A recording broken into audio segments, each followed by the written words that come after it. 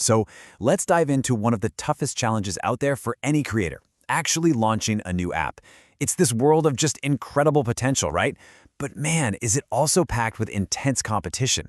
So how in the world do you actually break through all that noise? We're going to figure that out.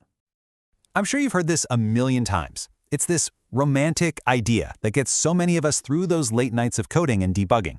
It's this core belief that if you just build something truly great, something innovative, users are just going to magically find their way to you. But here's the tough truth. That belief, it's a myth.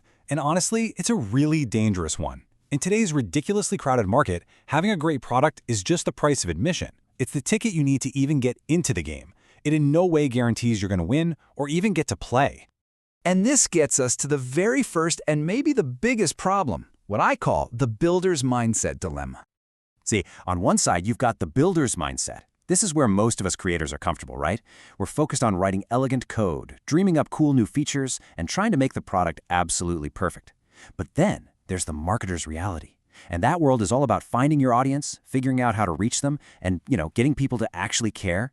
These two things require completely different skill sets, and that's where the trouble really starts.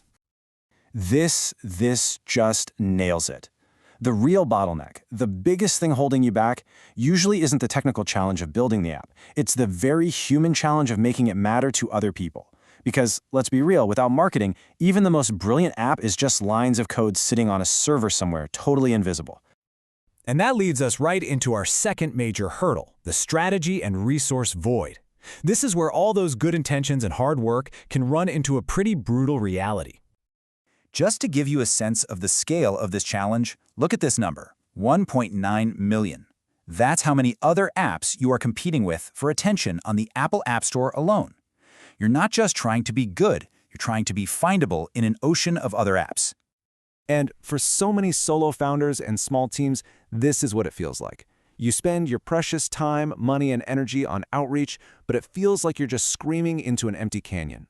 It's honestly demoralizing and just so frustrating. And that feeling, it often comes from a few really common but totally fatal strategic mistakes. It usually starts with the classic, "Oh, everybody is our customer," which of course means you end up connecting with no one. From there, it's things like skipping the hard work of deep market research, not taking your competition seriously, or maybe the worst one of all, building the perfect solution for a market of exactly one person, yourself.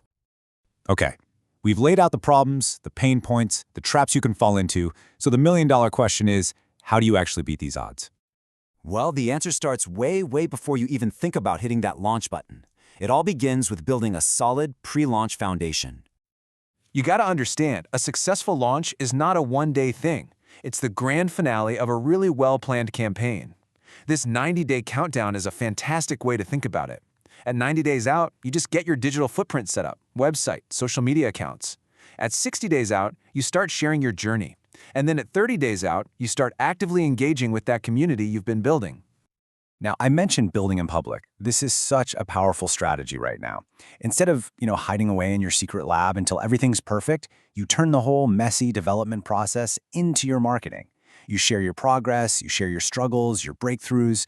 This builds incredible trust and community, and you end up with an audience that's already invested in your story before you ever ask them to download a thing.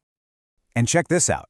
This data right here, this is the foundation of your entire organic growth strategy. A staggering 70% of users find new apps simply by searching in the App Store. That means App Store optimization, or ASO, which is basically just tailoring your app's page to rank higher in search, is not optional. It is literally the make or break factor for whether people ever find you. Okay, so with that foundation set, now we can talk about the launch itself and the strategies you need for real, sustainable growth after that.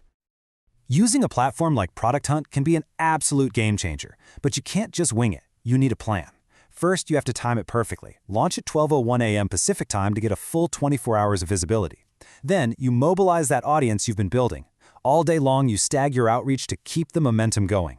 And finally, you have to nail your assets, your tagline, your video, your story, because that's what gets people to actually click. So where is growth actually coming from these days? Well, a lot of people are obsessed with getting new installs, but the data tells a really different story. Paid remarketing, getting your old users to come back, is up 22%. But look at this, Web-to-app journeys are up a whopping 77%. The insight here is crystal clear. The real growth is in maximizing the value of the audience you already have access to. And hey, if you were going to compete with paid ads, this number should just stop you in your tracks. The top apps are churning out an average of 839 different ad variations a month. How is that even possible? The answer is AI. Artificial intelligence is completely changing the game, letting them test and personalize ads at a scale that was unimaginable just a few years ago. It's becoming essential. But look, a huge launch day and a flood of new users, that's just a beginning. The real hard work comes next, in what we'll call beyond the hype cycle.